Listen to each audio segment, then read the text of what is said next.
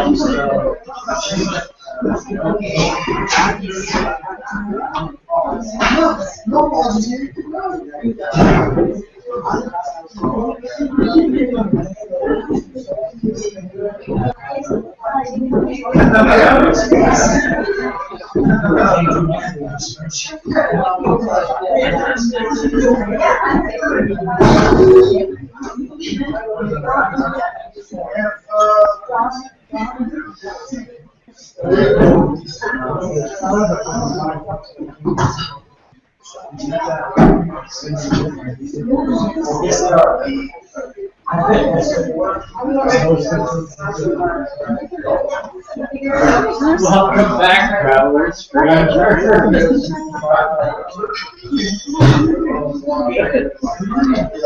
Your husband over there. Oh, you guys here a long time.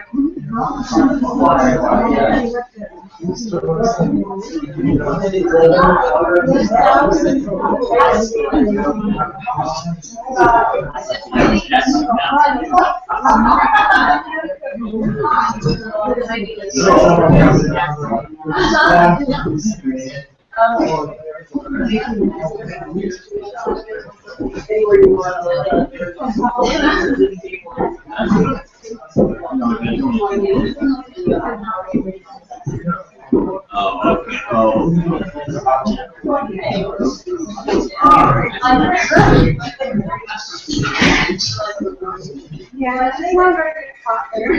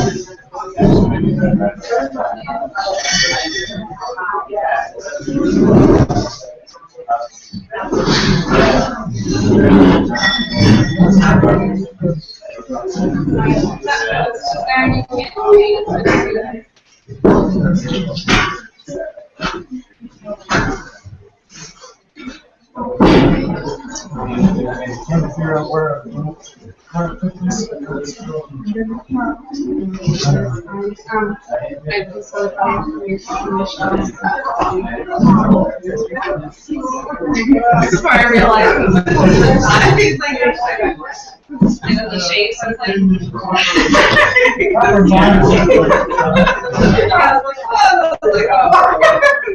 like second kind of thing. Probably because I had these over there looking at the drawing.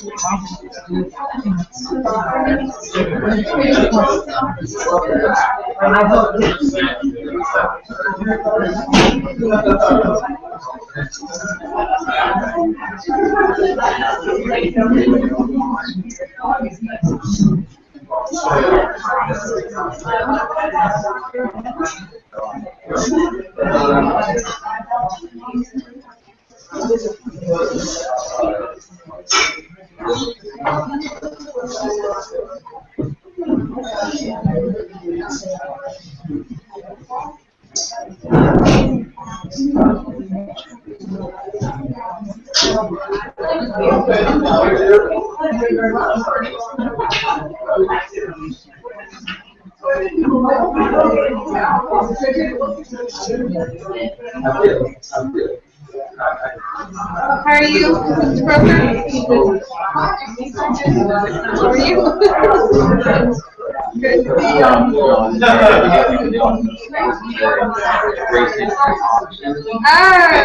yeah. That's good. Yeah, I know Tom was like upset that he couldn't come. Yes, that's totally awesome. You're almost like a staff person now, running from one thing to another. I know how Michelle feels every day. And then throw kids in there, which you know about too. So, Only one. yeah. Oh, very nice. Did you get any good stuff? I heard there was going to be cider and stuff. No, not mine.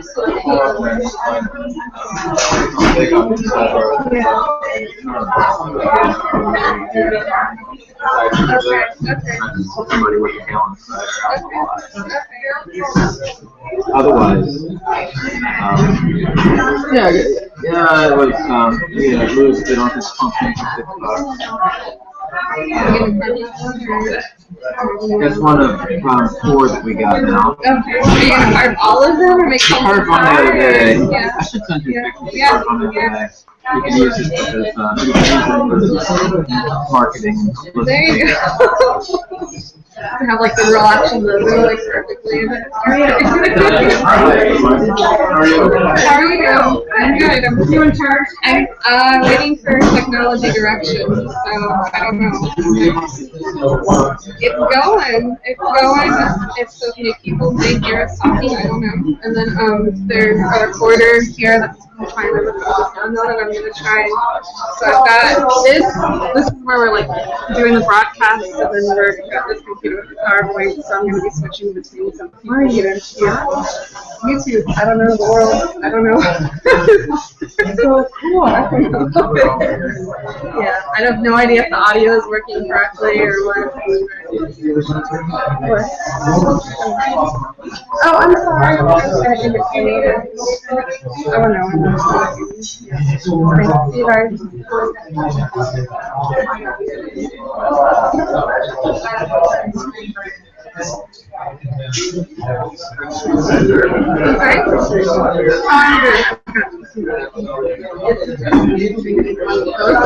That might be available.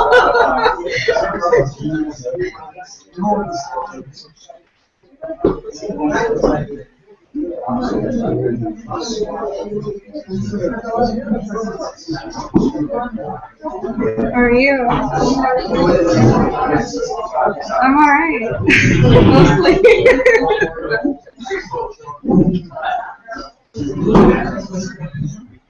Mostly.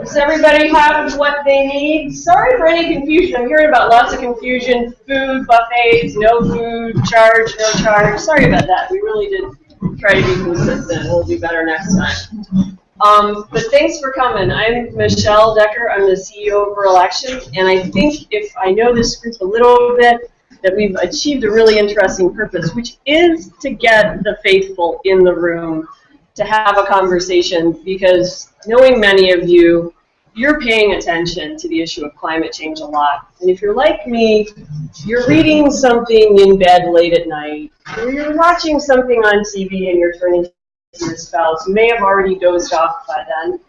And understanding this issue, getting our arms around it, you know, the Clinton Global Initiative met this week, and there was a lot of talk about climate change, and there were a lot of big, powerful meetings in New York.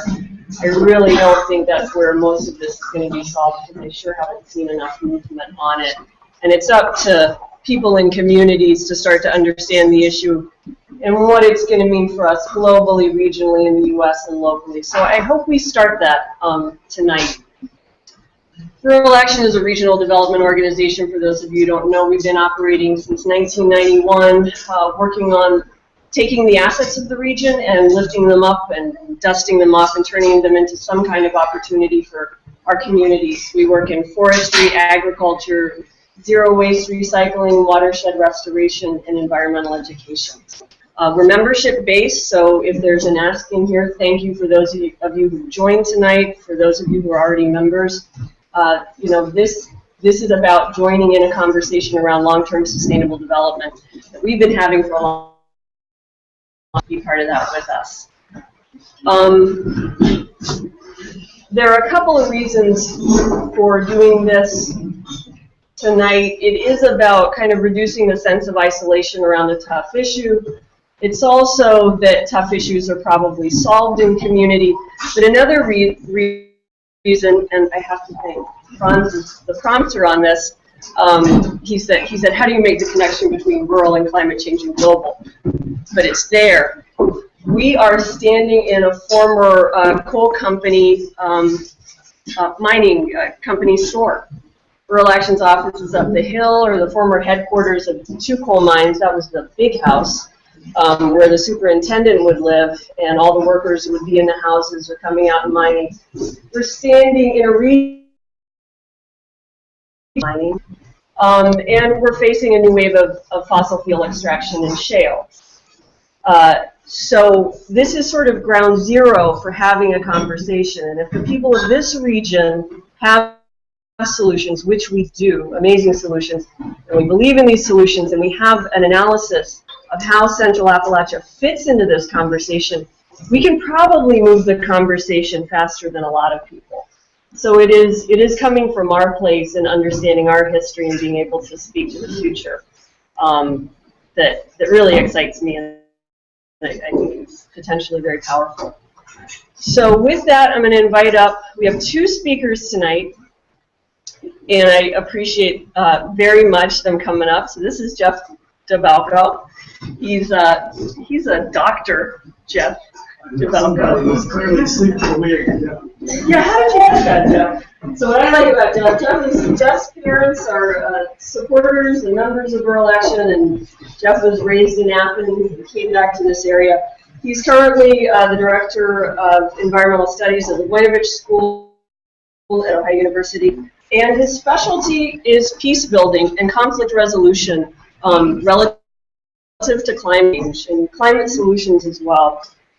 From 1997 to 2012, Geoff served as the Director of the Environmental Change and Security Program at the Woodrow Wilson Center in Washington, D.C. And so, it's interesting. It's, this is 50,000, 60,000 foot level stuff that Geoff really understands and sees working across the globe. So I'm excited for what he can share tonight.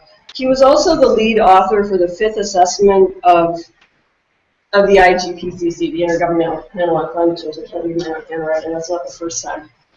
Group 2, the chapter on human security that was issued in 2014. So as usual, in Athens County and in Southeast Ohio, we have some pretty amazing experts. Geoff's going to run through his presentation. Questions, feel free, go to the bar, go get food, bathrooms are in the back. We'll break for a few minutes, and then we'll go on to Joe Brehm. Thanks. Terrific. Thank you very much, Michelle, and thank you, Rural Action. It's a real privilege to talk to all of you because you've really figured it out from my perspective. The challenges we face are so multidimensional and they're so connected. And the DNA of Rural Action is taking on these multiple challenges rather than, it's terrific groups that have one focus, but frankly what we give up with being so specifically focused is quite a lot by not making the connections across them. And so it's terrific to do that. Also, I should say thanks in the role of Environmental Studies Program Director because we in the Voinovich School have all sorts of connections, including Joe as a graduate of our program, but ongoing active in environmental education and zero waste. And so it's terrific on that basis to say thank you. We'll do 3 things. Try to anyway. Talk a little bit about what the Intergovernmental Panel on Climate Change is, a little bit how it works. Some of them, as Michelle said, because it is enormous global document, give you some of their highlights, which will seem, I think, fairly straightforward because this is a crowd that knows these issues well already. Then go to another report that in some ways is trying to do the same thing, but bring it down a level. So almost at the same time, we have a 3rd U.S. National Climate Assessment that has some regional findings, and so I pulled some of those out. It wasn't, it will give us, hopefully, even if it's just the Midwest region, a little more granularity in terms of understanding what these dynamics are meaning and meaning in the future in terms of. And then step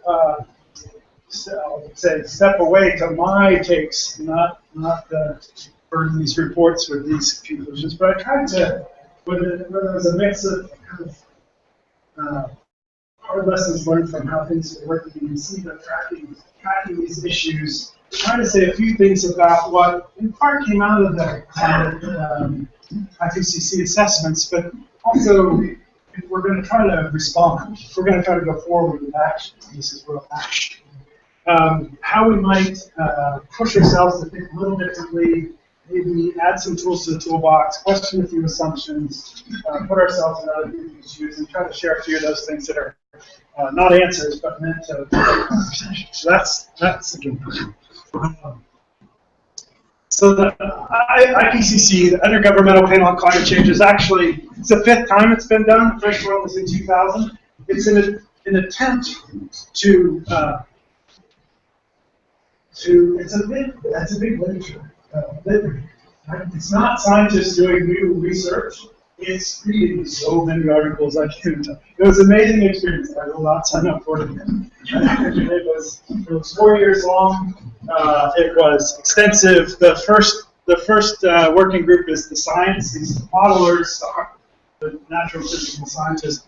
The second one, which I was part of, is looking at impacts, adaptation, and vulnerability. Third one was evaluating various policy responses, both what we're doing and potentially doing, how that might affect our outcomes in terms of climate change. To give you a sense of the scale of people involved, so this is just working group 2, just my working group. We had 30 chapters, we had 309 authors from 70 countries. There's a multi-step review process. I think it goes out 3 times with gradually larger, and then eventually anybody can make comments. So there were 50,000 comments on the chapters. We were responsible in an Excel file to respond to them, make changes, not make changes, explain why. So one whole week took just responding to comments. I mentioned it's 4 years. It's done on a volunteer basis, so those folks who say, I'm scientists are doing this to get rich, I'm here to tell you that ain't the truth. In fact, in one case, I had to figure out how to get myself to the meeting. It's important. In fact, I do this at the beginning of each class. I'm teaching global environmental politics or environment security. I give an acronym soup quiz to the students, although I see Karen here. We didn't do that in class this semester. Matt had it, I think, in our climate change test. And I do IPCC, and most of the students think they know it, and half of them say the International Panel on Climate Change. That governmental rather than international is really important. So that I'm actually not part of the panel. We're contributing scientists, authors of this report. The panel are the documents. So this is a document or a negotiated document. So not that different than a negotiated treaty. Now, mercifully, they only fight about the summary. And they really fight about the summary, and it's a line by line edit. They don't actually go through. And so when you're reading these and drawing on this, and I urge you to look at it, the summary for policymakers is a political document. The other longer reports are the scientific assessment. And so important to understand that difference because there's some very different outcomes in terms of what that means. As Michelle said, I'm working on the human security chapter. This time was the first time they've included that. So the topics that were mandated by the governments, we include whether there was any role in violence, conflict, immigration, politics, indigenous people, culture. I mean, we had 15 things that were supposed to address. It was a challenge, but that was, in a sense, it was source of topics. This is probably not a slide. This is one of those slides you should take out and kind of fall in love with because you saw it for the first time and shared. This in part gives you a sense of, unfortunately, this is where the authors are coming from for the literature climate change. So if you can imagine a big lit review, we're largely reviewing North American and European literature. I'm not sure what conclusion we draw about that. We had the former Mexican Minister of Environment, and she made an interest in reviewing Chinese literature and Spanish literature. We'd love to do that, but of course, you can speak of that. So part of the challenge is that where that literature is coming from, and then where that literature is focused. So where we have greater understanding, or at least more articles, is Europe and North America, much less than San Francisco. It's getting better as we see, but nevertheless, some context for what we're looking at. So some of the bottom lines, and here again, in some respects, it's critically important, and what we may feel is straightforward now hasn't always been the case, but to have the weight of the scientific literature behind some of these notions. but the impacts are not, as has been commonly the case, perceived to be in the future. We're experiencing those impacts now. They're widespread. There's not one region of the world that is experiencing others that aren't. We all are commonly, we're all affected in different ways, but it is now rather than some future date, some incremental, slow onset future date. This is really busy, but is the kind of honest one. So much negotiation. There's a new appreciation for kind of how big a dot is going to be, and that's kind of crazy, but gives you a sense of some of the diversity in terms of trying to map what are the areas of impacts in water and food, agriculture in terms of ecosystems, how those vary and differ by region. When they're filled in, that's kind of a higher level of impact. When they're not filled in, lesser impact. In part, and this is perhaps a blessing and a curse, but in part, fewer of those things focused on this part of the world. Water comes up as kind of the lower level of impact in terms of particularly rivers, floods, lakes, ice, drought. But you can see it's diverse and varied across geography, but there's something in all the places that is amazing, is straightforward enough, has always been the case. There are all sorts of shorthand lists of the anticipated, and in some cases, seen impacts. This kind of reductionism will offend most because there's so much complexity and so much variation by geography.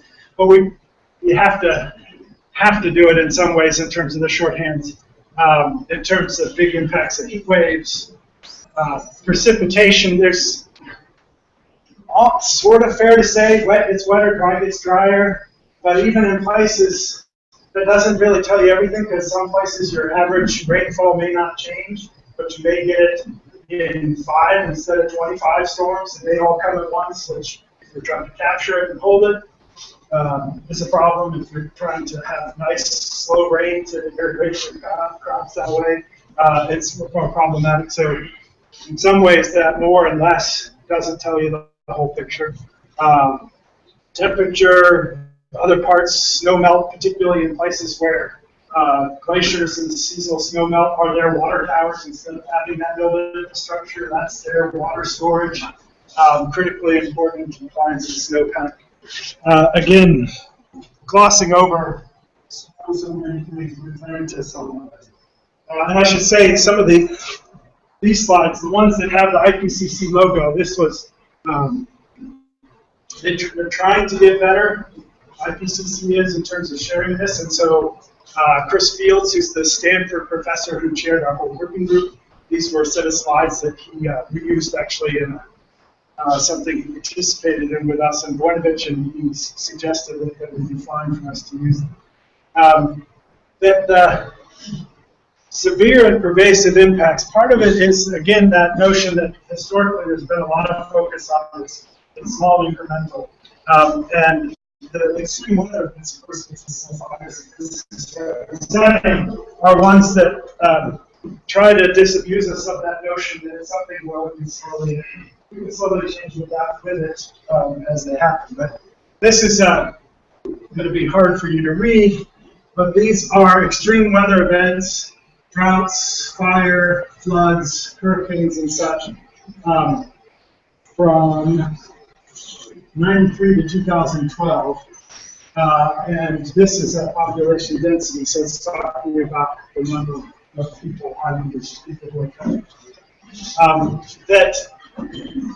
There are some challenges, of course, as this crowd knows. These are not things, the whole attribution question. You don't say Hurricane Sandy was a climate inspired storm. There are ways to talk about how these storms frequency and intensity and additional increments to it. But the challenges that we are facing further are illustrated by these kinds of mechanisms. The science suggests. unfortunately in greater numbers. This is a little busier than we want to really talk about, but I want to emphasize this here in the middle about risk. This is the scientists trying to get smarter about how they communicate this so that it can be more, it can connect to some of the tools that we're using in tackling these problems. It's also meant to be a response to the notion that we had to be 100% certain about what the dynamics were before we could take,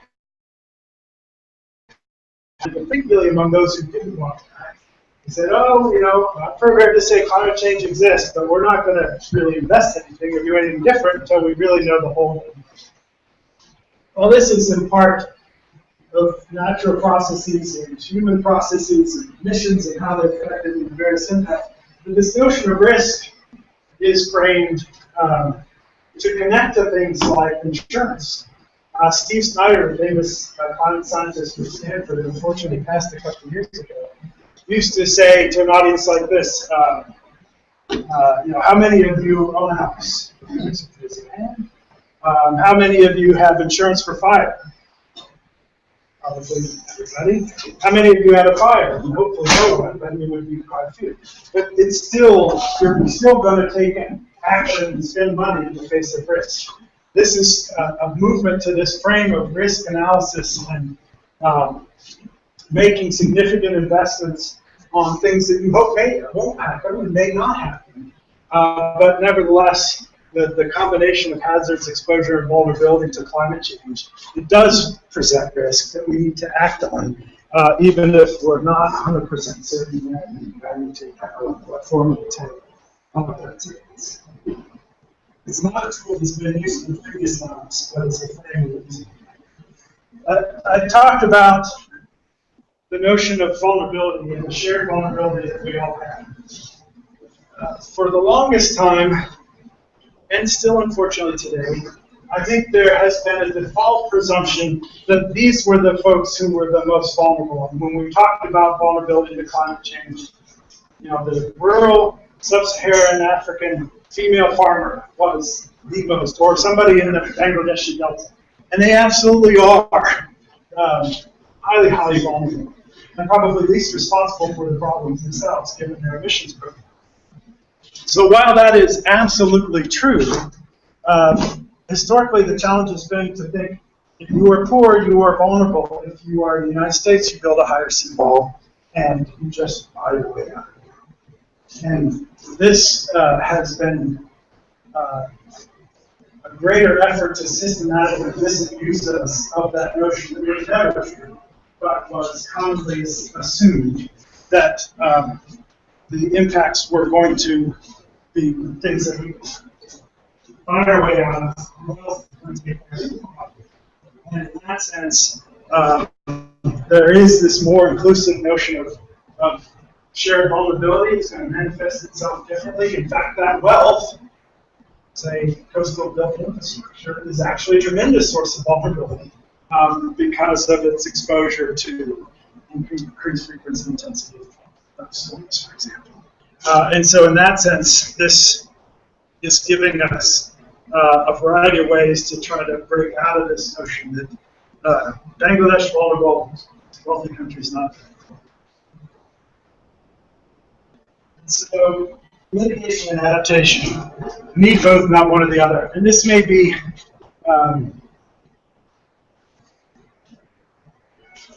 bring up for a couple of points, but if you've followed this issue for the longest time, and I think unfortunately we still have it to some degree, there was a sense, you know, so to mitigate is to try to reduce our emissions, reduce the inputs to the problem of climate change.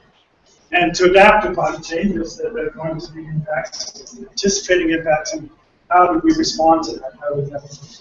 For the longest time, it was the notion that mitigation is first and foremost, we need to stop the problem. If you talk about adaptation, you, in some ways, if you admit that there's going to be change, it was seen as a zero-sum game. You reduce the momentum and the political priority for tackling the tough, sometimes expensive, not this expensive as it necessarily, but tackling mitigation. And an adaptation would somehow diminish the momentum and a priority for them.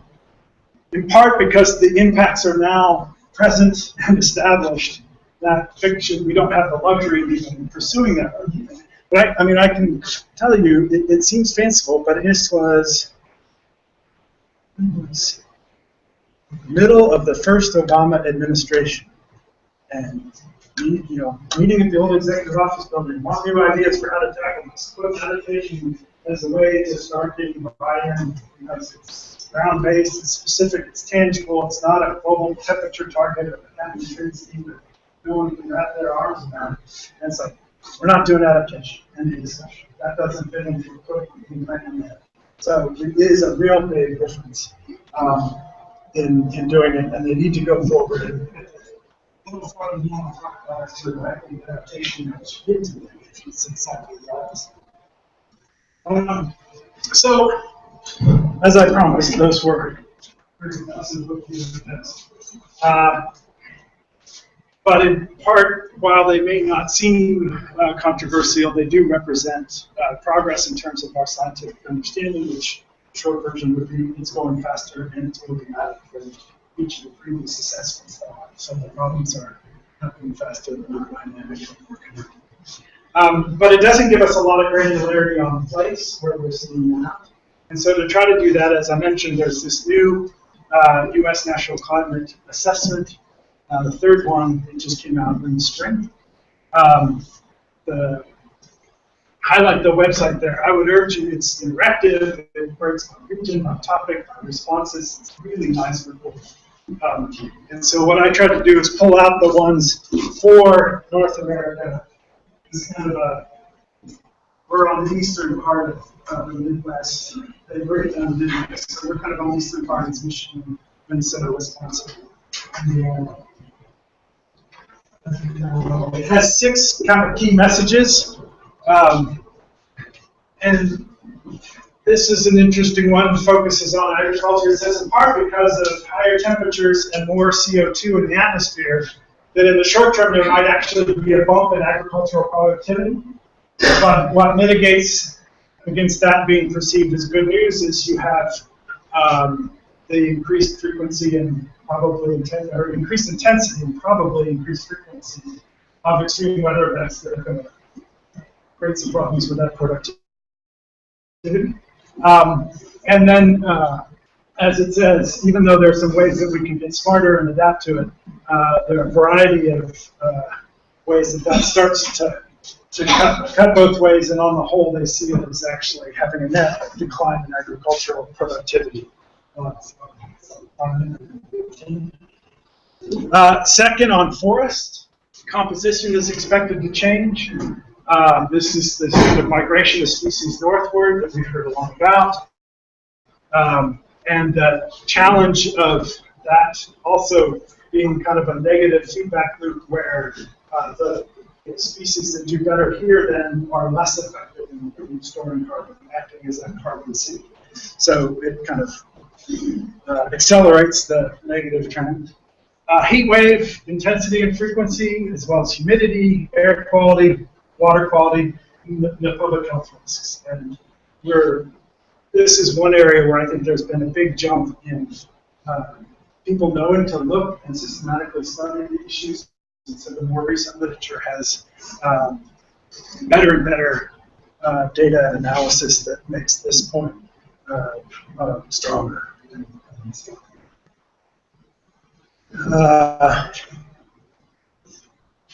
At least one bullet on the emission side, on the mitigation side. I guess I hadn't thought about it. It is the fourth largest emitter of carbon dioxide among all the 50 states. I think it's Texas, California, Pennsylvania, and then us. And that's in part because a lot of the big industrial are very energy intensive processes, right? Making steel is energy intensive.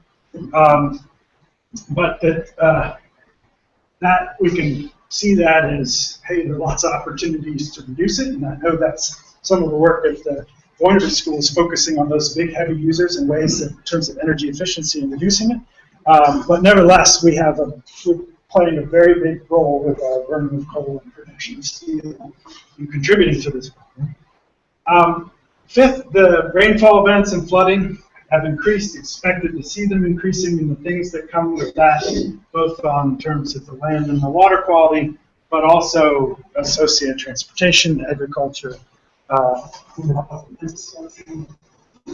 Then finally, some issues that we've had some recent experience with, shall we say, in Toledo and the heavy blooms. But what it means for the Great Lakes, the problem we already have with invasive species in terms of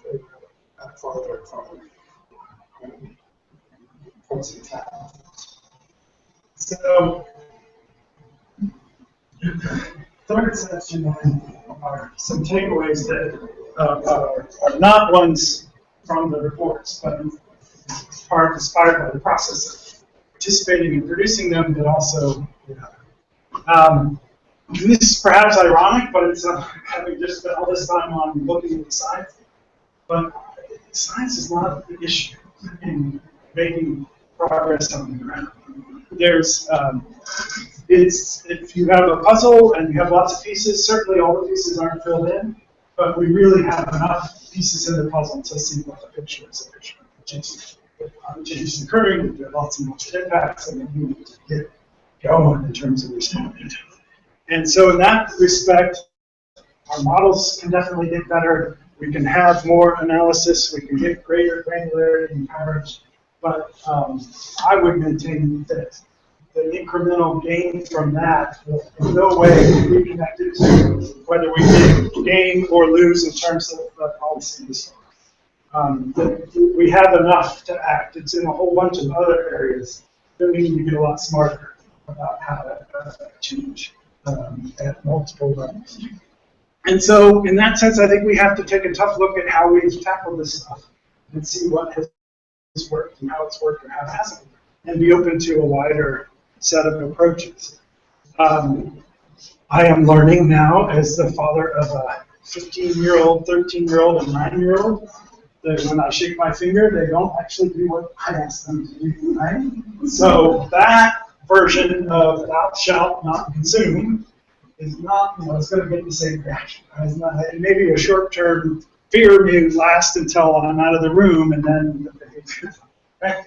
Whatever, it's just kind of not entirely fair, but I think part of the challenge of all this has been, or certainly one advocacy approach in DC has been, for my work on climate conflict, it was climate wars, past this cap and trade. And folks said, really? Is it a big climate war? I thought war was a pretty complex dynamic. Is conflict, a climate war, a whole new type of war? Well, no, not really, but please pass this cap and trade. So it was, the apocalypse did not forget folks. And so I think we have to look at that. While we should be informed, and we do have different actors at different levels of emissions and such, they're still in no way kind of saying that there isn't different responsibilities, but I'm not sure it gets what we want to get at the end of the day. Certainly the moral and ethical argument, very strong there, kind of, but works in some cases. I think we have some really interesting, from the creation care and the faith-based communities, some really interesting work there. I think we have lots of analogs in other issue areas where we've seen it be effective, and I think we learned from some of those, and I'll mention some of those in a minute. Competition, anybody have the O-meter, smart meter for your home? You started being neighbors in terms of reducing it and such. I think there's some different ways that we can try to get to a change in fundamentally how we define the good life and move it away from a more material consumptive definition. And in that way, I've been intrigued by some of the work that's being done by people who we wouldn't expect to be tackling these issues, like marketing and behavioral psychologists and business schools who study how to get people to do different things, oftentimes in less ways. It's about influencing preferences and defining what is seen as positive, and finding out how it is that we change our mind or decide to do one thing versus another, and try to learn from that as we need to make some of these kind of decisions. slightly different, but maybe for a big challenge for some of our engineers, but also just for how we kind of how we live our lives, right? We base our on our experience. What has happened in the past is how we see ourselves going forward. And in some ways, we base it on a stasis, or we anchor ourselves in some historical experience that we've had as we go forward. And I think that, unfortunately, what this issue means is that whether it's the natural world or the political world, this is going to increasingly have big highs, big lows, a lot more variability. And so if you are a water manager planning for infrastructure for the next 50 years at the city level, you've got to assume variability and not stasis. You cannot base your assumptions of what that water will be there from the past 50 years. You have to look and see what these models are going to suggest. Which brings me to the second point, which is this is a history that we've seen unfold in terms of soft versus hard path. So, it was Amory Lovins in the 70s writing about how we need a soft energy path. Instead of building really big, hard infrastructure, we need to have much more smaller, more adaptable energy systems. Peter Gluck writes about it in the water world as well.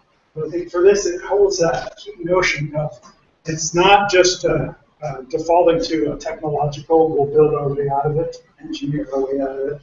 It becomes a lot more on human capacity, ingenuity, and institutions, and the ways that we find to work together, different groupings and different solutions that actually holds a lot of the pathways to climate resilience and making ourselves less vulnerable to these challenges. The lead was anticipatory adaptation. So I mentioned before that for a long time, until not that long ago, adaptation was kind of a bad word because it was emitted use on the mitigation side. But maybe this is a product of spending a lot of time looking at some of those highly vulnerable poor populations overseas. So, how do you have any sort of real conversation with that rural sub-Saharan farmer? You're going to go and start talking about mitigation, how they should adopt your priority. Thank you very much. That's about issue 55 at best in terms of my sources of vulnerability, at least the way I want to respond to them. But if you start talking about adaptation, that can be for something positive rather than a negative in terms of lowering their vulnerability to change. I think that allows one to start a conversation that can be more meaningful in place because those adaptive measures are about kind of a specific change in place that opens up conversations for mitigation by normalizing the topic and not making it so scary and not just saying, thou shalt not. And in that sense, it's both a different substantive focus, but it can also be a different framing and messaging where we have to find ways to get into conversation, particularly now given how politicized this issue is. And in that sense, not fall prey to the temptation that, well, if we're going to change our message for one audience versus the other, we're actually not being true to the issue. No, we're actually understanding what the interests of our different constituencies and stakeholders are, and we're meeting them in some ways where they sit, in part to have that dialogue and hopefully move things forward. Also, fairly straightforwardly, we talked about the impacts in these different areas. But again, maybe this is a product of spending too much time in DC, but the obsession at the global level and the fact that we so commonly default to a global temperature change in here. Slowing climate change is a 2 degree, a 3 degree, 4 degree. Those numbers are just so far away from the real world and people's day-to-day global average temperature, rather than bringing these down into in terms of what it's going to mean for local farmers, what it's going to mean for water managers, what it's going to mean for communities. And, lots of ways we can look at this. In that sense, we're really, I think, needing to increase the tools in the toolbox. And this is advice for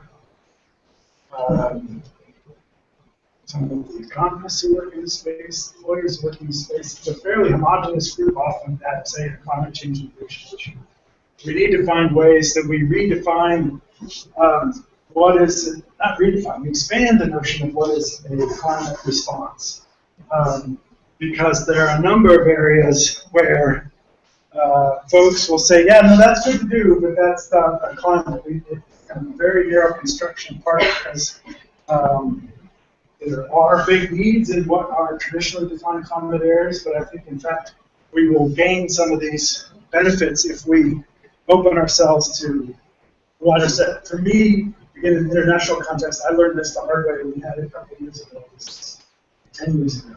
We had some terrific funding from the Family Foundation to facilitate a European, American, and Chinese dialogue on climate change. And we had great senior people in Europe and the US lined up, and we flew to Beijing, and within a half an hour we knew it was there. And it was because particularly in 2000, climate change was just not their issue, that was our issue.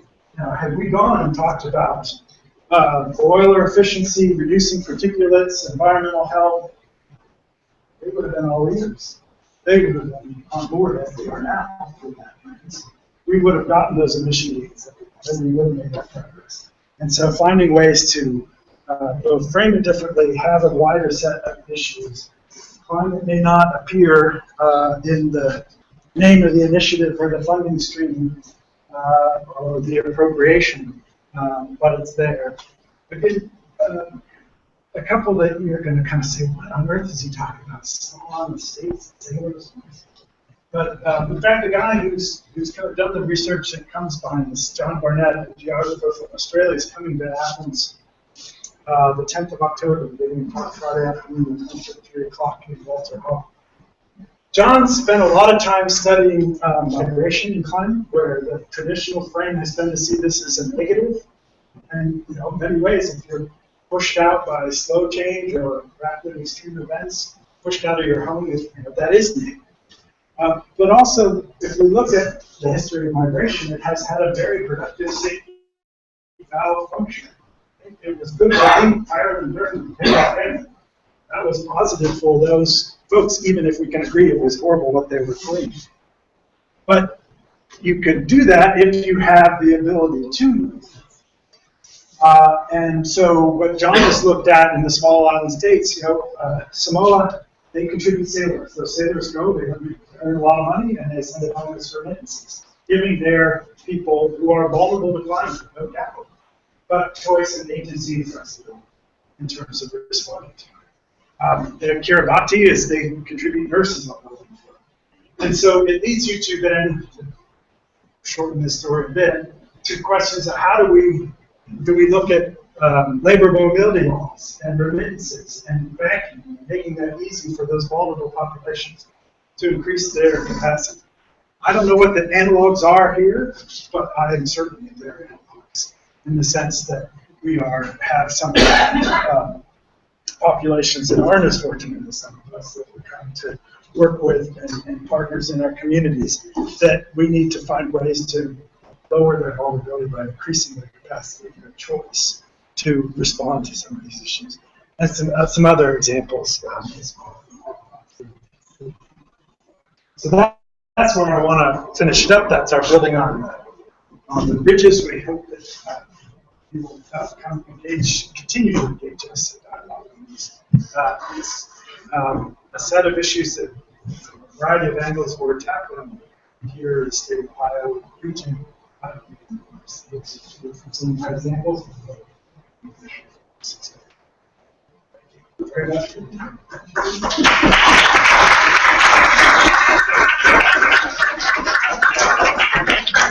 I want to give people the flexibility to break, but to ask some questions and talk. And also, a couple of weeks ago, thanks to Christine Hughes at Village Bakery, there was a convening of the rural action offices of concerned citizens and local activists around shale and around fossil fuel use. And so for those of you who are in the room, if there's something you want to mention, we have people from Earth Justice Network, people involved in other things, Apple County Fracking Action Network. if you want to also put some information or some ideas on the table and ask Geoff some questions. I've got about 20 if nobody has any other questions.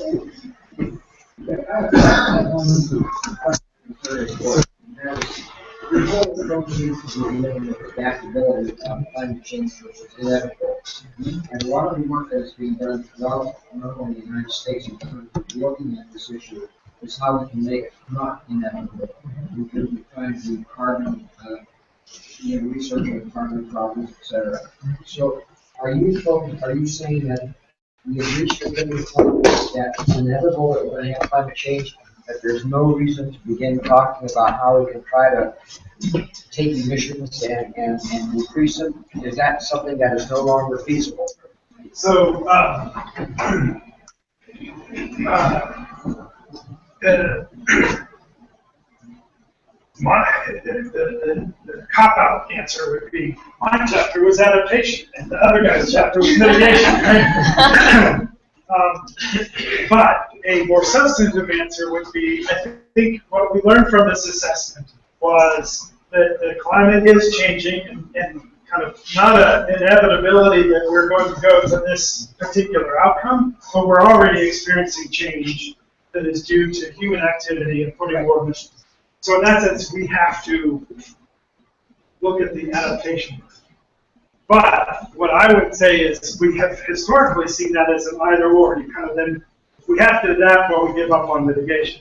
But I think it's all the more incumbent that we try to bend the curve and tackle mitigation much more than we have, because we haven't done terribly seriously.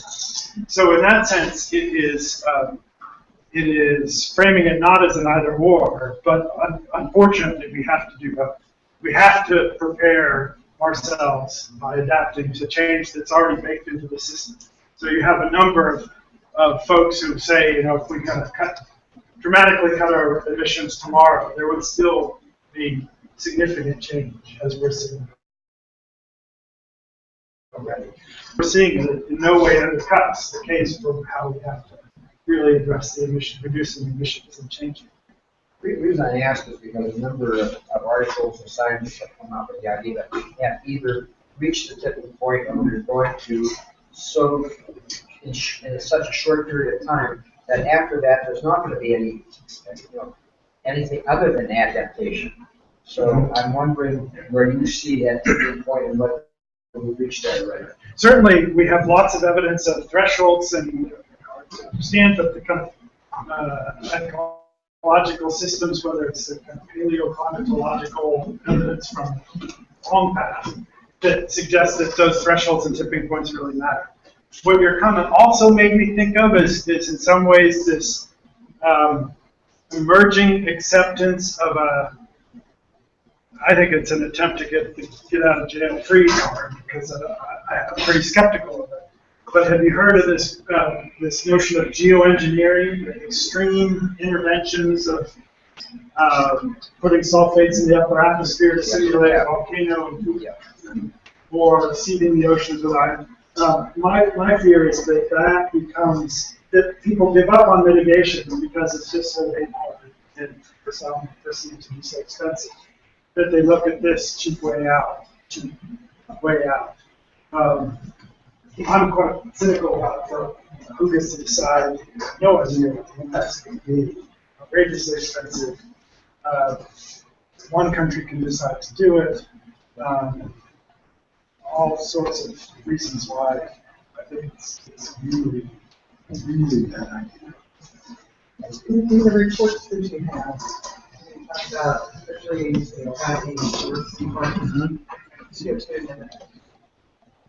does it give a breakdown? Is there a way to say how much of this is coming from a factory? How much of this is coming from the cars that because I always drive a lot, right? Yeah.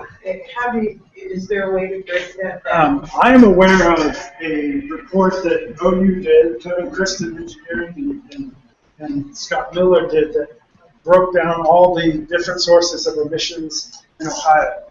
The challenge is it was done, published I think in 2011, So what it doesn't account for is the changes that come with shale. And so that's a really big difference in that short time window. So, but from a couple of years back, yes, absolutely. And that's on the Voinovich School website and the Engineering Rust College website. I think if you have the word Ohio and emissions in there, it will talk about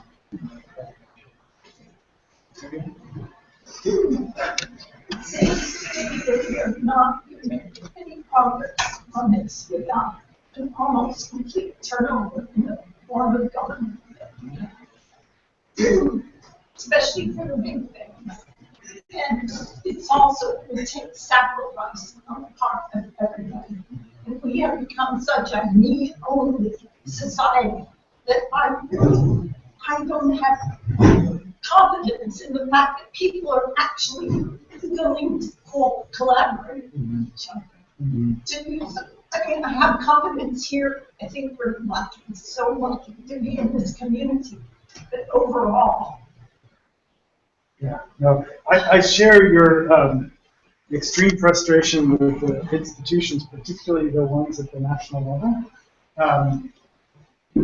To try to find not the good news, the sources of optimism there.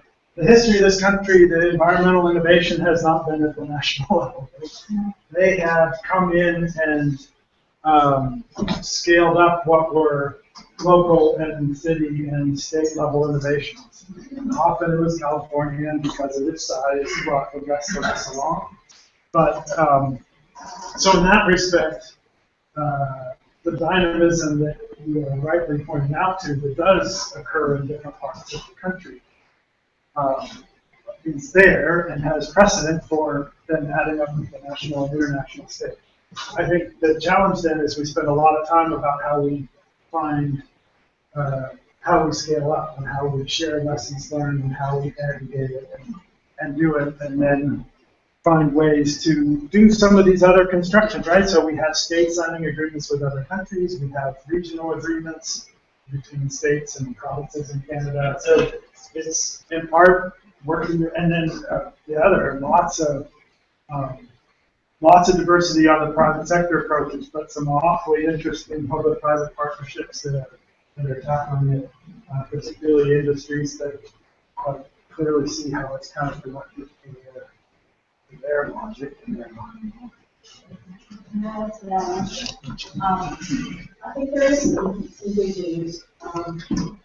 Just recently, there was a news report of a new major study on the overall economic cost of taking the measures necessary for reducing greenhouse gas emissions versus not doing so. Costs in terms of reduced global economic product. And in the past, there have been conflicting studies, like William Nordhaus of Yale, he's a Yale economist, used one set of figures and discount rates and so forth, came up with certain conclusions.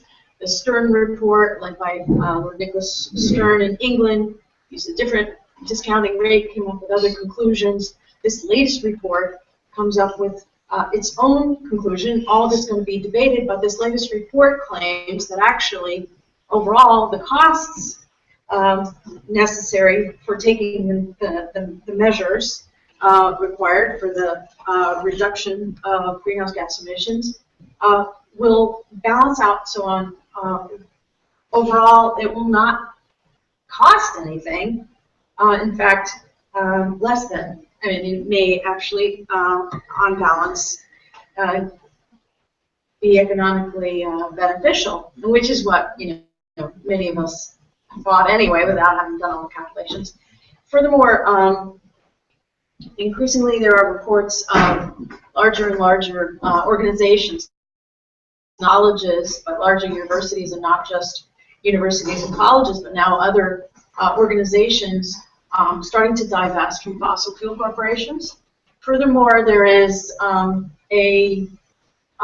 organization that has been working for many years within the financial sector to improve and increase investments in renewable energy and divestments. And they work with brokerage houses and in various kinds of financial organizations and businesses. And it's the CERES organization, spelled C-E-R-E-S. Go to CERES.org and read all about that. And then the last comment I wanted to make was to kind of ask, actually it's more of a question, with regard to what you had in mind about adaptation leading to mitigation. Seems to me one way that might happen is if we, and this is like a communication strategy, you know, if we sort of start to take it for granted that we have to adapt, let's get practical about it, let's start to think about which measures can be taken. That has the advantage that we're taking it as a given. Like, we got past the debate about whether there's climate change or whether we need to focus on mitigation or adaptation. But then the next step of getting practical about looking at the alternatives available and their costs will also help focus attention on the desirability of the mitigation and generate political will and focus the attention on that. No, absolutely. I mean, one example in that context was, you know, back to the migration one. It wasn't the people in Hurricane Katrina. The folks most adversely affected were those who didn't have mobility, right? They didn't have enough money to buy a bus ticket or have a personal car to get out. So it was the opposite of the presumption of extreme weather that forces people to leave, and that's the biggest source of vulnerability, is actually lack of mobility. So if those kinds of vulnerabilities lead you to respond with more accessible public transportation, you are adapting and lowering your vulnerability for those populations, but of course you're reducing your emissions. And so,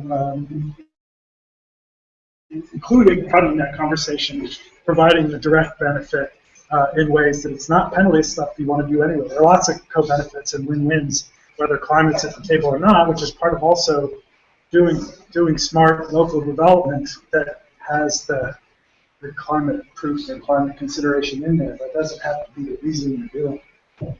Sure. I'm just curious, one of the things I didn't see you mention a lot is the idea that this is a multi-generational problem, and that we're trying to convince only the people who are unconvincible right now, who are intransigent in their views. What are we doing for the next generation that's going to end up holding the reins on these to make sure that we break this cycle so that even the folks who have views that are not based on science, that are based on economic factors, whether they're real or imaginary or whatever, that cycle is broken with the generations that come up to make sure that once they get the reins, that almost like everything else, like civil rights, there has to be a generational move and a die-off of the dinosaurs of folks who will not change.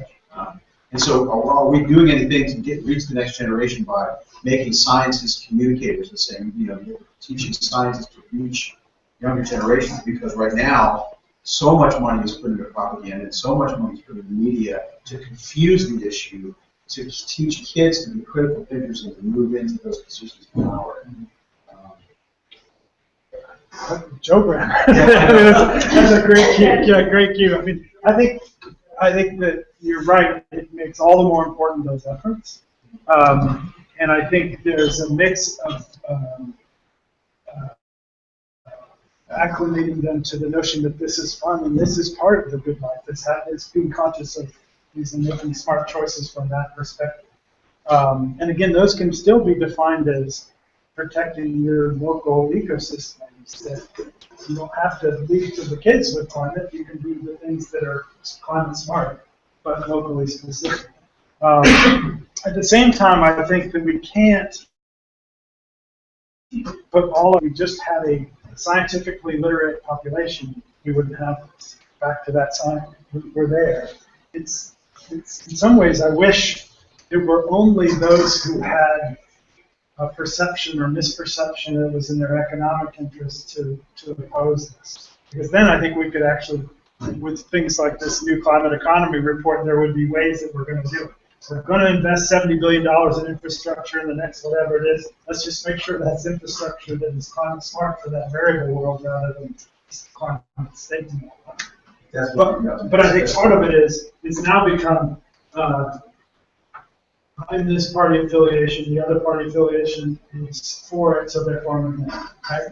And so that then requires finding ways to build on that threshold of environmental and scientific literacy and joy of it, but also finding ways to pull that out of that context. And I think part of it is teaching about the time where it wasn't that issue. And I continually have students surprised that it was under a Nixon administration and we got the EPA and that's all there's a history there that we can draw.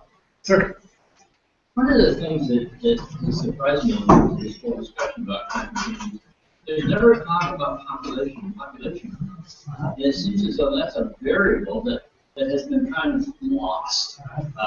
And I keep thinking of Ehrlich, who was an extremist in that sense. But it seems to me that climate change is directly related to the explosion of the population. So the good news is that is being dealt with better in this assessment than it has in many previous. So first, from the scientific standpoint, you want to get into the models, look up this guy Brian O'Neill and then UC Boulder in Colorado. Some really interesting modeling that looks at the numbers in terms of growth, but also goes farther and looks at are you rural, are you urban, are you young, are you old? In all those different settings, there are different emissions profiles. Urban is higher, younger is higher, rural is lower per capita, and older, you're out of the economy, you're not using so many resources. So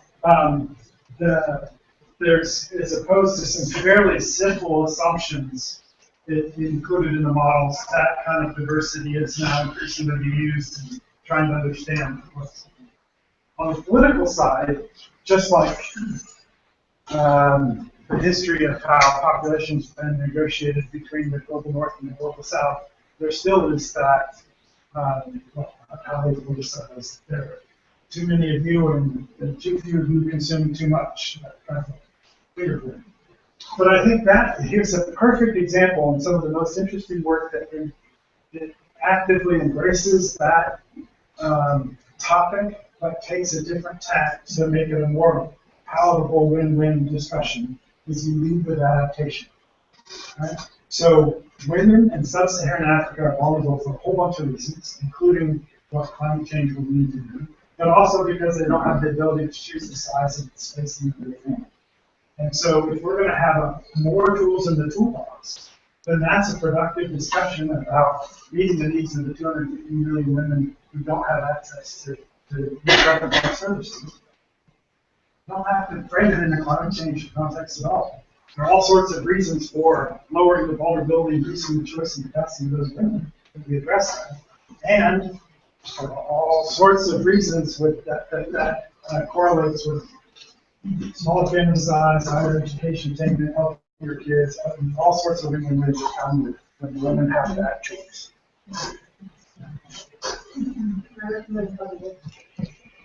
I teach environmental ethics. I'll recommend one book. It's a short book published in 2012 by a participant in the IPCC reports. I can't remember. I think he was one of the lead authors on the third working group report. Anyway, his name is John Brehm, B-R-O-O-M-E.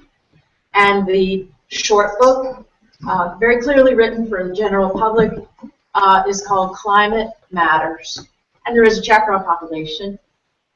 I guess I'll just make that one recommendation. Well, tell us about your website, too. So I'm at OU. I teach philosophy, including environmental ethics. My name is Alyssa Bernstein. And so I'm, what did I say? Director of the Institute for Applied and Professional Ethics at OU. And that institute has a website. And you can find it if you go to ohio.edu. You type in www.ohio.edu/applied ethics, all one word, applied ethics. Okay, thank you. There's a question over there. What would you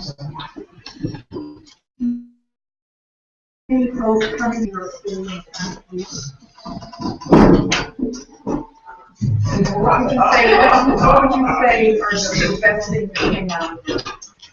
Yeah, I think it's the biggest party we've seen on any issue in a long time. Right? In terms of the numbers that were mobilized in the streets, I think that really is positive. I think the students here, and we had multiple buses going from Athens that were out there, and lots of people, and they were not because they came and got somebody else to pay for it, they organized it themselves and really did it happen. I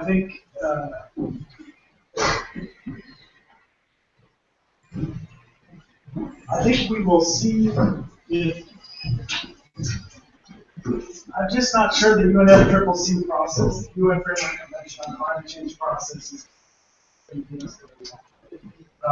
I think that there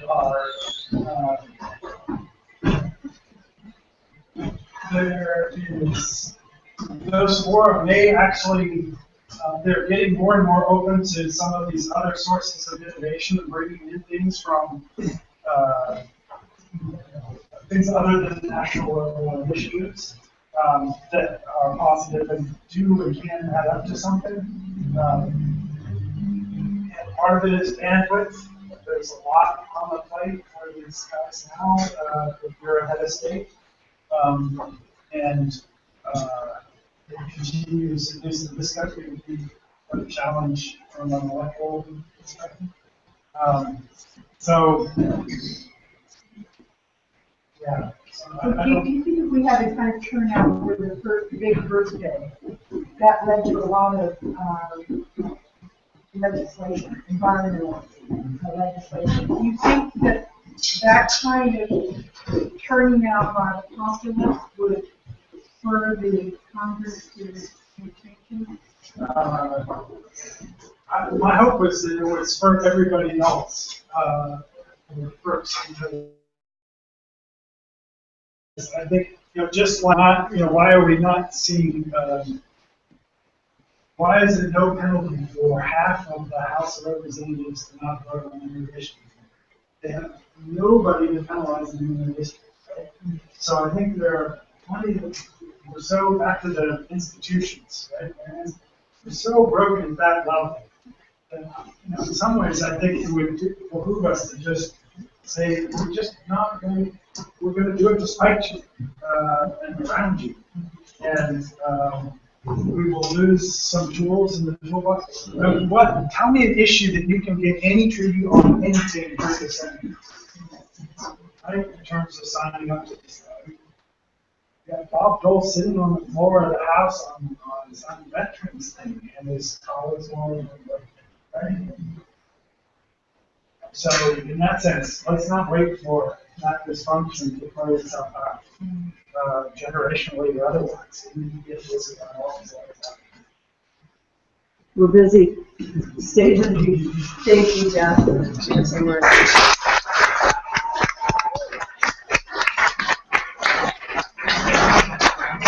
The best mining is mining Ohio University and Hocking College for the talent they have and they can share.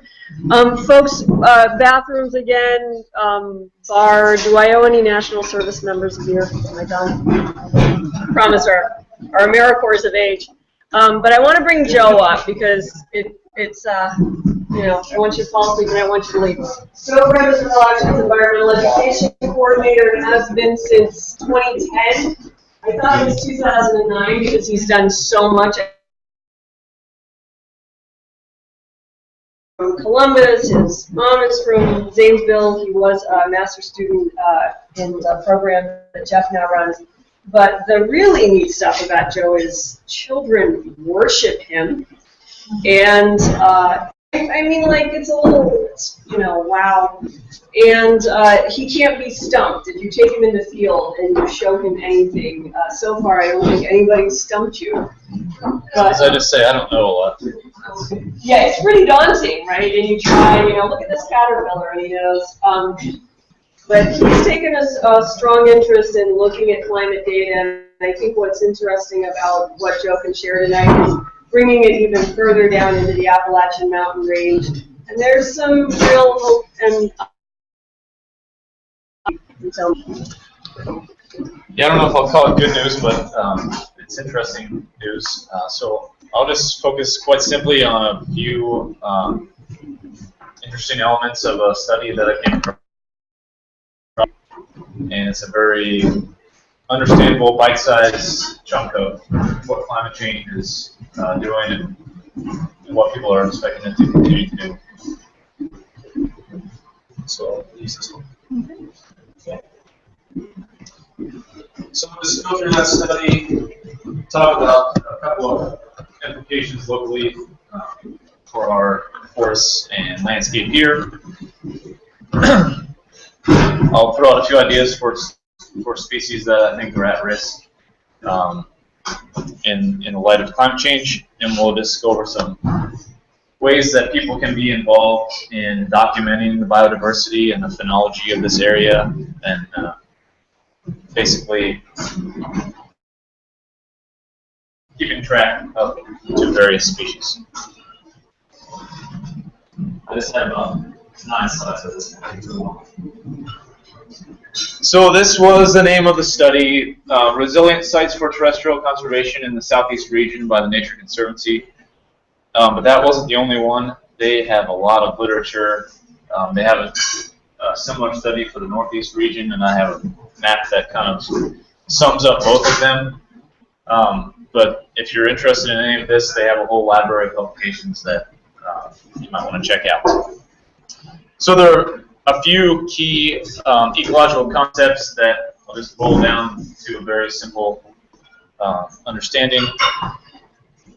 And that's basically, in general, how organisms adapt to climate change, as the climate has been changing ever since there have been species. Though maybe not in the way that it's changing now. An interesting phenomenon in the eastern United States is that geophysical diversity correlates with biodiversity. So the dissected topography we have here, the variation in landforms, actually lends itself to biological diversity. There's this idea that species do take advantage of microclimates. We'll go into all these just a bit here. And resilience in thinking about biological diversity is simply the ability of species to adjust and adapt, like we were talking about earlier, with adapt to climate change. So an organism has 3 choices when climates are changing. 1 is to adapt, right? And 3 is to extirpate or disappear. So just a few interesting anecdotes. According to a study by the U.S. Forest Service, their Northern Research Station, actually coming out of Delaware, Ohio. According to fossil records, during previous climate changes, trees migrate at about 50 kilometers per century, so about 30 miles, species would shift per century. And about 70% of our tree species are already showing signs of migration, and they're estimating that speed is about twice the normal rate, so about 100 kilometers per century. And the way they did that was by studying the general biomass of a forest, so the mature trees compared with seedlings. And just to give you kind of a better idea of what species are forced to do, or even a whole habitat, the same study was estimating that a 3 degrees Celsius change in temperature, or warming, would force, say, high elevation species to migrate upwards 480 meters, which is pretty substantial. So basically the habitats and species have to shift according to their requirements.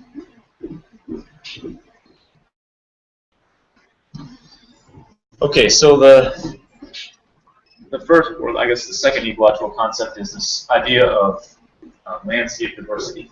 And so if you think about Ohio, it's a great way to understand this concept. If you go to a glaciated region of Ohio, it's flat. There's not much diversity. There are creeks and ravines, but not to the degree that we have here. So you can see, and this is just a two-dimensional view, but there are all these little microclimates that are created as a result of our diversity of landforms. And if you've ever gotten lost on a cloudy day in the back roads of southeast Ohio, you understand that not every ridge runs the same direction. There are north-facing slopes, there are south-facing, and everything in between. And so those differences provide habitat for a variety of creatures. And it's incredibly an important part of understanding this concept of Appalachia as a resilient region for biodiversity.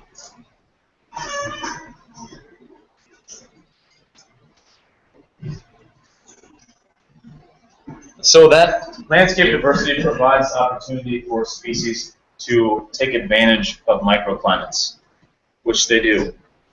And there are two examples here, which may seem quite different, but actually they're very much alike. So on the left there, that's the Hocking Hills. And the definition here, the essentially uniform local climate of a small site for habitat. So if you think about southeast Ohio in general, and the Hocking Hills, the hills are an exception to most of the rest of the landforms. Because of the deep gorges, it provides a cooler atmosphere, a cooler climate for species like the eastern hemlock and a bunch of different critters that rely on that tree species to thrive.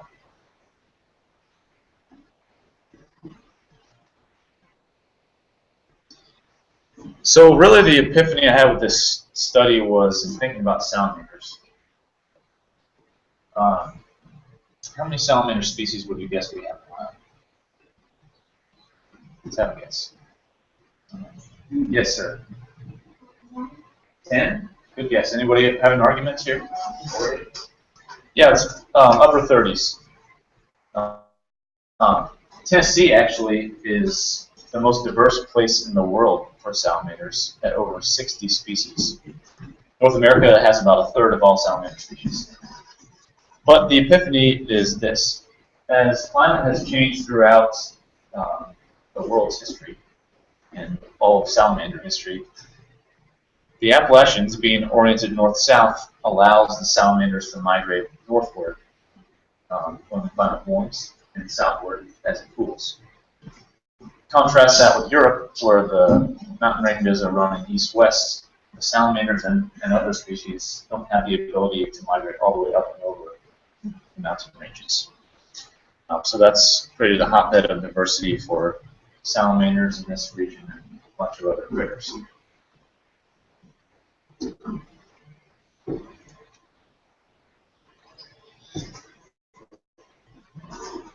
And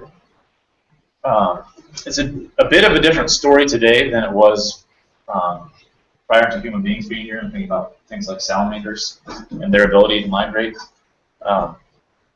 Because a huge part of this is the connectivity of different habitats.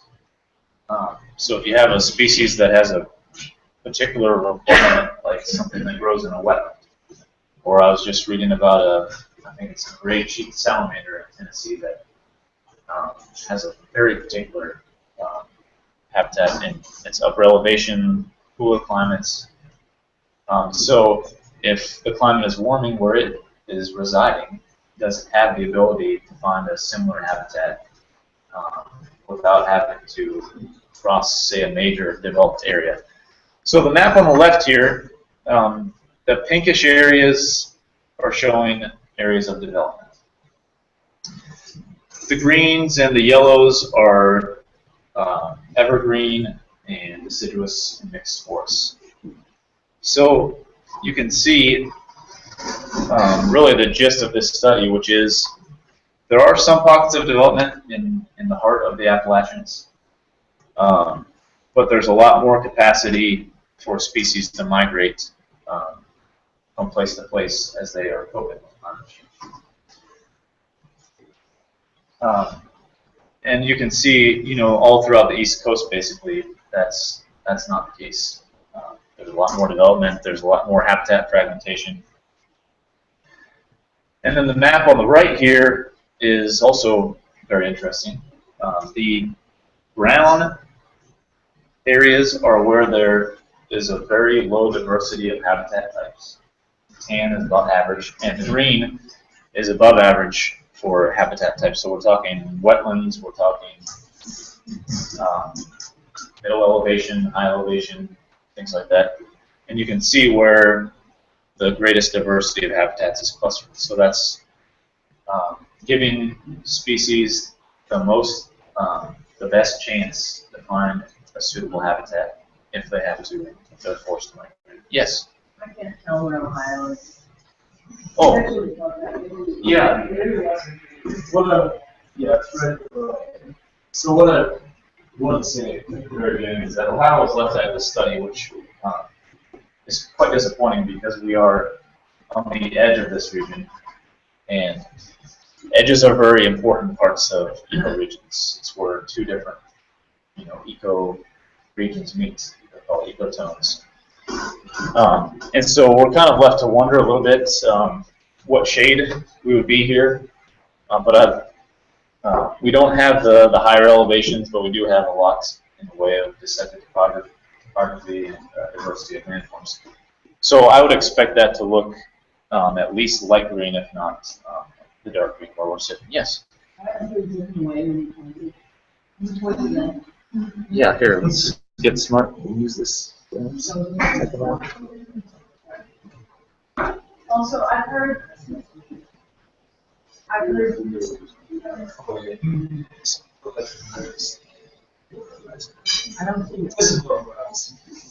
don't see a cursor in this. Yeah, that's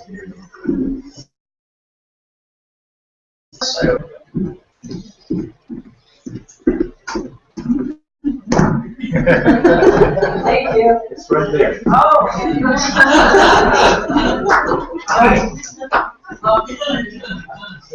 Also, I've been told that this area, south of the high foothills of the Appalachians, is especially biodiverse in Ohio. You know about that? Compare with the rest of Ohio? I don't know, but compared to the rest of the country. Yeah, I've asked several people about that, and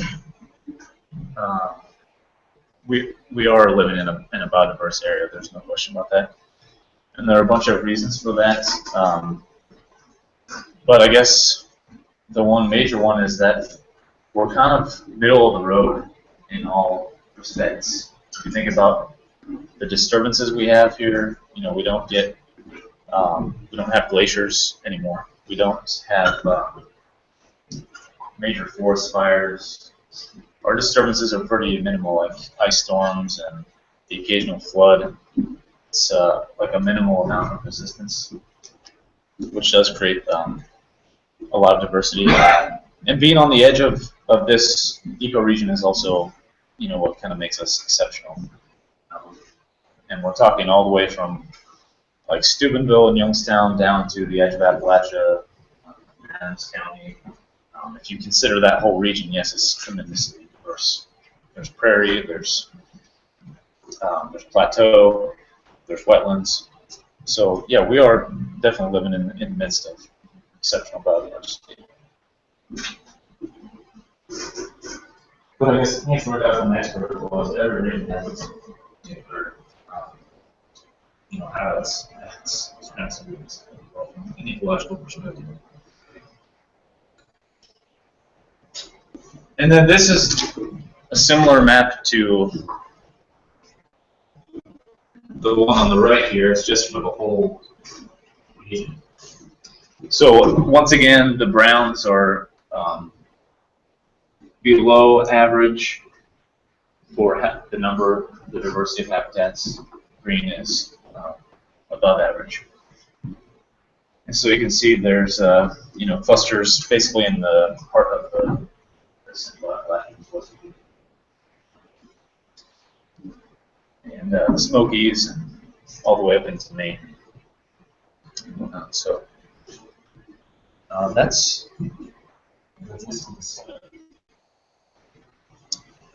And so some questions I have, and I talked with Phil Cancino about this, but I have a lot of respect for this ecologist, natural historian, and we were discussing,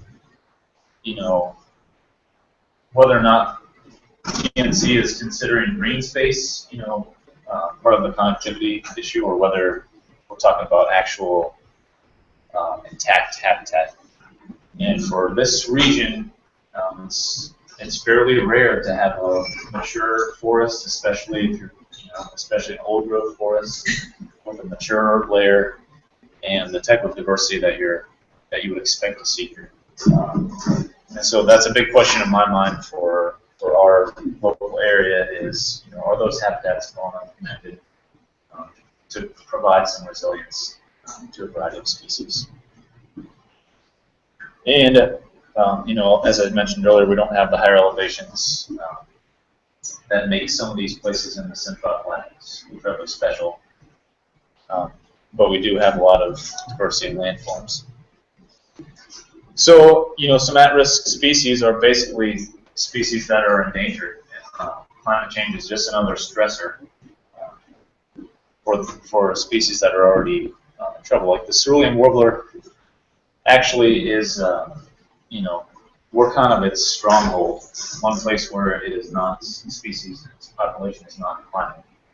But it's a forest interior bird with a specific set of requirements that puts it at risk. Things like the Allegheny wood rat, which has very isolated populations, timber rattlesnake, same deal, monarch butterflies, and really anything that migrates annually. You're talking about, timing is incredibly important. The timing of,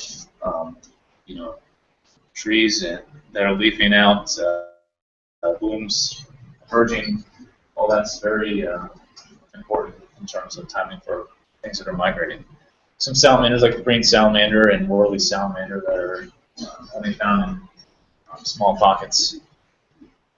And then some of the trees that the Forest Service identified as on the move that we have here would be like the eastern hemlock, which I mentioned earlier, sugar maple, big tooth aspen, white pine, which we just have barely a little bit of native habitat for that species, basswood, hawthorn, sourwood, which is one of our slowest growing, hardest trees that sequesters a lot of carbon over its lifetime, and red oak, which is another important one.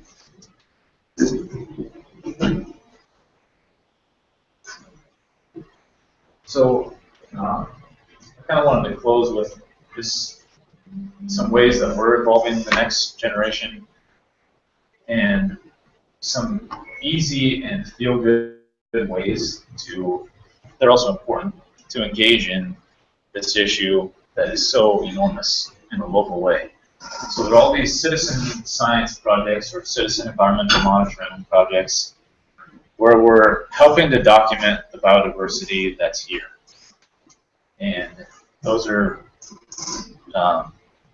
small things that a lot of other people don't pay attention to, or that wouldn't get recognized or identified were it not for some of the students that we take out, or some of the volunteer teams that we take out to do things like count the birds that are spending their winter in Athens County. We just started a Christmas bird count through Audubon Society last year. We'll do it again this year and hope to have a little bit bigger crowd participate. Firefly Watch, which is just documenting fireflies, which is pretty awesome. Project Feeder Watch, which is a huge project out of Cornell. And they also have a backyard bird count where you watch a bird feeder for February for a weekend and just plug in on the computer what shows up. It's pretty awesome. You can watch the real-time submissions on a map of the world of people who are submitting data to Cornell, and it's in the hundreds. And then all of a sudden, thousands, tens of thousands of people are submitting data. And those types of things help inform the range maps that are developed, and also give us a better idea of how species are migrating every year in response to climate change. We help out with the butterfly monitoring transect in northern Athens County, and the Ohio Lepidopterus from that. There are over 70 transects in Ohio. We have one of the best track records of any state in the U.S., which is awesome. And we also try to do a 4th of July butterfly count with the North American Butterfly Association, or NABA. Project Budburst is a super easy one also that anyone can do. They're on Facebook, they're easy to find on the web. But you just pick a species of shrub or flower or tree, and you just watch it. And you note when buds burst. And that, again, helps track how climate change is actually impacting species across the states. And then, let's talk about salamanders. We also do some vernal pool monitoring with students. And some high school students at Trimble High School actually created vernal pools too. And we monitor those to see what frogs and amphibians are using them each year. So, I think it's very important to celebrate the diversity that we have here, and also to understand it as well as we can, so we know how it's changing. So that's all I have. These are the sources that I used, in case anybody's curious. Yes, please. So I just National Geographic just made this last week, and it was a fairly large article about bird species migration to Canada, and how that again ties into what we're talking about, these climate changes that are going up to Canada. Right. I don't know if they'll get a better feel there or not. Exactly. Better help you. Yeah, and Ohio is really cool because we have little fragment pockets of ecosystems that you have to go pretty far north to find, like the Hocking Hills. And so that's what makes us great, in that some species, like those birds, can breed there. They don't have to go all the way up. And that increases our, places diversity. But those are also the places that are at risk, from climate change. Say something about what we're doing in schools. With Teachers. yeah, so we're working with about 100 teachers each year in Athens County, Bear County, Hocking, Morgan, and this year will be in Meigs County too, so just slowly spreading out. But we're working with teachers and their students to meet their learning standards by getting kids outside and working on hands-on things that are relevant to them, relevant to things like this. Really using the environment and also the pollution problems like acid mine drainage, watershed issues as teaching tools to deepen their sense of place, their stewardship capabilities, and also to help them take pride in the place that they come from. And we're hosting a conference in November 12th and 13th, to hopefully get more teachers excited about this method or madness. Any questions or thoughts? So, when you're talking about both wildlife and also trees and whatever, sort of moving because of climate, are there any species that kind of fill in those spaces that weren't there before? That's a wonderful question. And that is the big question, is, climate change is occurring. There is a shift in species. It's also furthering, current stress from invasive species. There's hardly a tree in our forest that, you don't hear about being attacked by some sort of insect that's not native to the continent. But the ultimate question is, will the function continue of those ecosystems? Like red spruce and Fraser fir in the Appalachians are a high elevation species. They probably will become extirpated if there's the warming that is predicted. So as that changes and something takes its place, you know, what will the function be? Yes. So given the impact, we're going from 30 kilometers movement a year with a 3-degree rise or whatever that was to now 100 kilometers. It's moving too fast for anything to necessarily refill and populate, depending. So you assume that things are moving, but tree species are going to move at different rates too. It's not uniform. It's not like the whole deciduous forest drops out. And some will win because they can move. Exactly.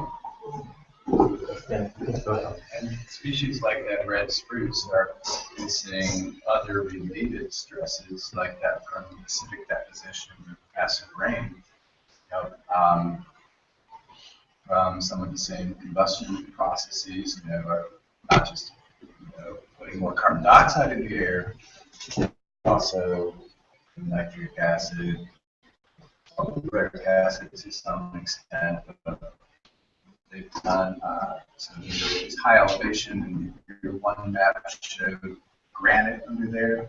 Those soils very slowly weather, and so this acidic deposition that is robbing the soil of calcium, and then that's decreasing their ability to have cold tolerance. It's basically they can't change their cell membranes the right way they need to for the winter. So they have these other some of the same causes. Exactly. Yeah, and again, I'll just talk about temperature. So those other factors, you know, patterns of precipitation. So, you know, as that changes to maybe more intense winter rainfall from a different, you know, pattern that species are used to, that's another big question mark. But yeah, it's really about how much of a chance these trees and other species have to jump over the roads, to jump over, you know, I mean, we also talk about mountaintop removal as a major source of fragmentation and reducing resilience. So those are the question marks. But I guess the take home is that, you know, we're part of a region that has a better chance than a lot of regions to maintain our ecological function in the diversity of habitats that we have. And if we value that as a community or as a family or as a stakeholder, Are there things that we can do to take more control, you know, politically? Yeah, that's something I was kind of thinking about today, and didn't come up with much other than the citizen science.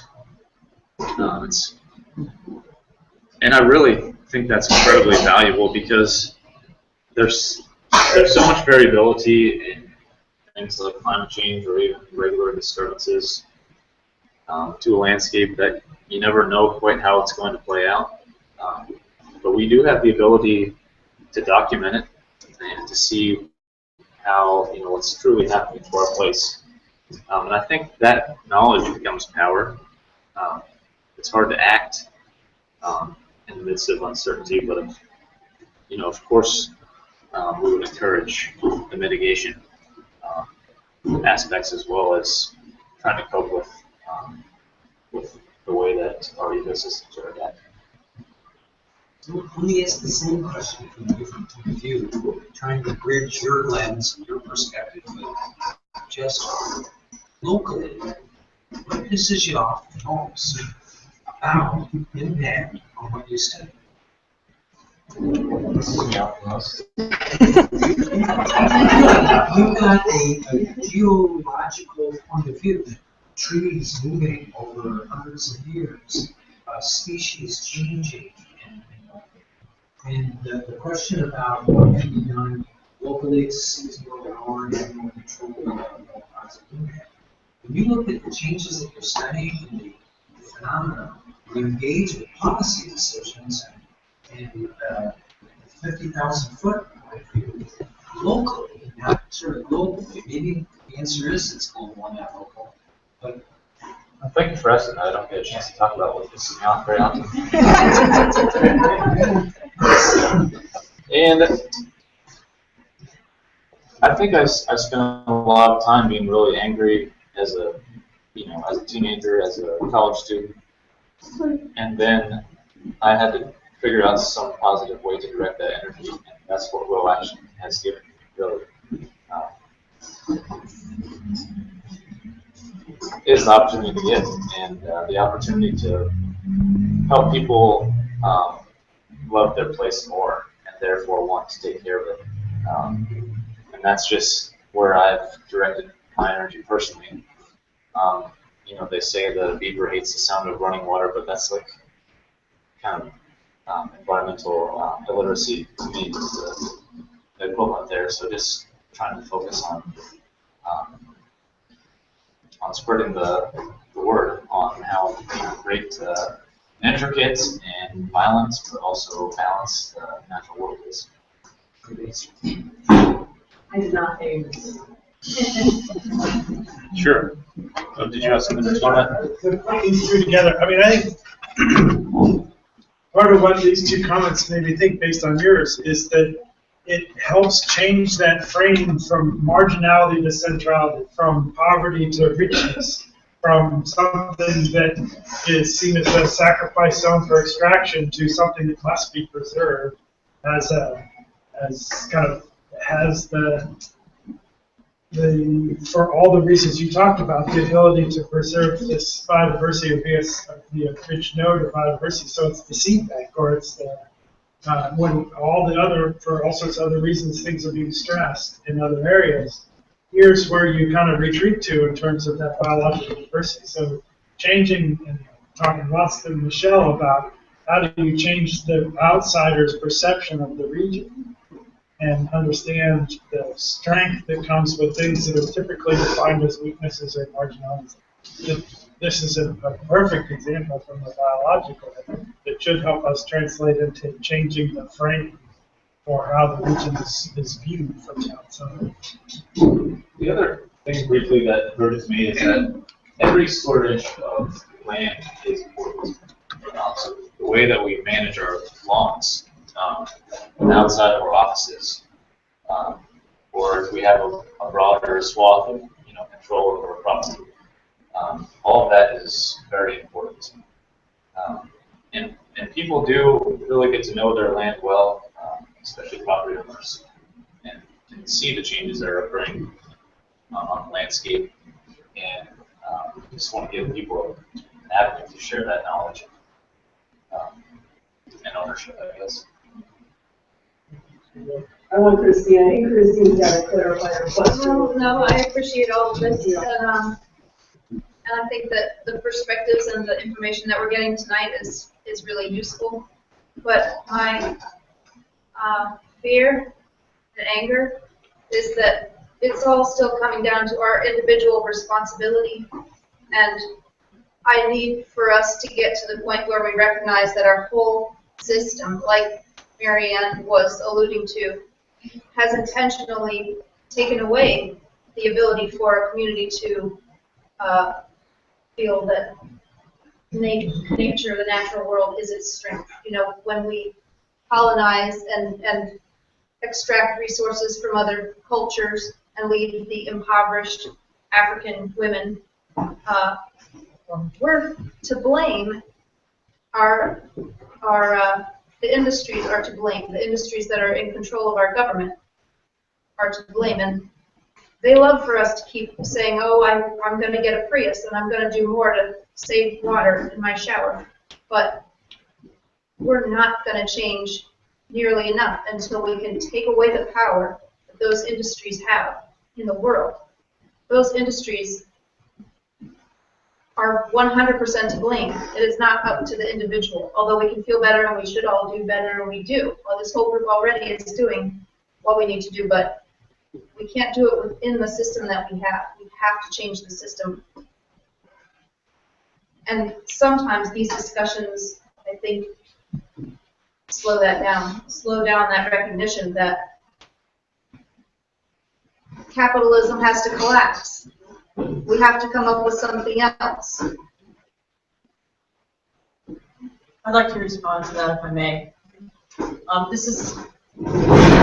Christine has clearly raised a very, very important issue, which is too big for us to discuss right now. I'm going to make a very brief response.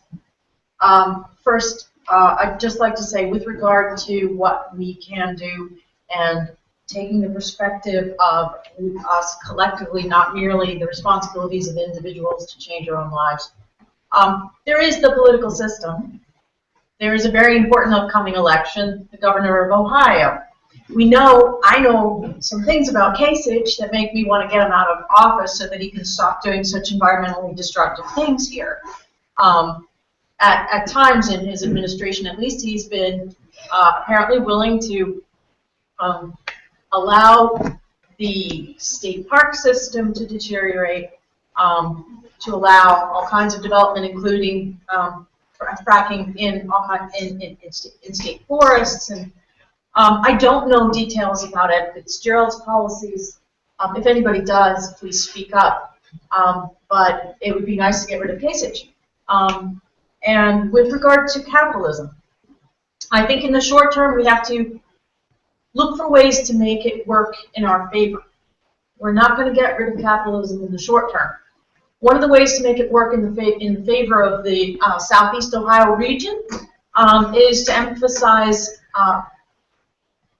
these aspects, the biodiversity, for tourist purposes, for educational purposes.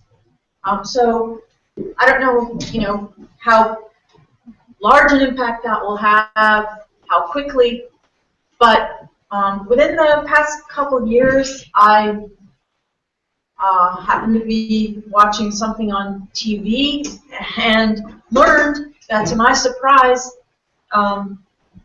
there's been in recent years a very significant increase in tourism to Southeast Ohio, and we don't want to. So we should pay attention to that. That's a significant economic consideration, and we can bring it up in discussions on various occasions and emphasize the biodiversity as a very important aspect of the attractiveness to tourists and to students and to visitors for educational programs, not just mere tourism. So maybe that's one of the ways that we can make the existing capitalist system work to our advantage, and let's think of other ways. So it's just about 8:30. What I want to close with on this, because it is a much bigger discussion, and I'm sure we could have a rich debate. I would say two things. First of all, if folks are interested in helping continue this conversation, it can be in any kind of format. It could be with other speakers. It could be partnering with other organizations. I sort of got an itch in me, and I wanted to do this. And partly I, really listened to Geoff, and I listened to Joe at the office, and I'm, thinking thoughts.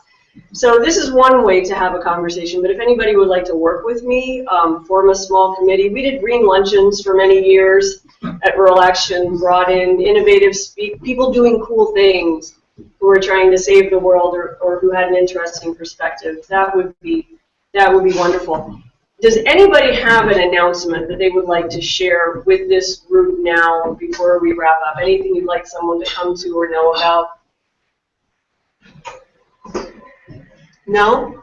I forgot to mention, if you are interested in any of those citizen science projects, my email is very simple. It's just joe@ruralaction.org. I'll plug you through those. Also, thanks to Gracie, my Miracle member, for making my PowerPoint book. Okay. So thanks everybody. Keep the conversation going.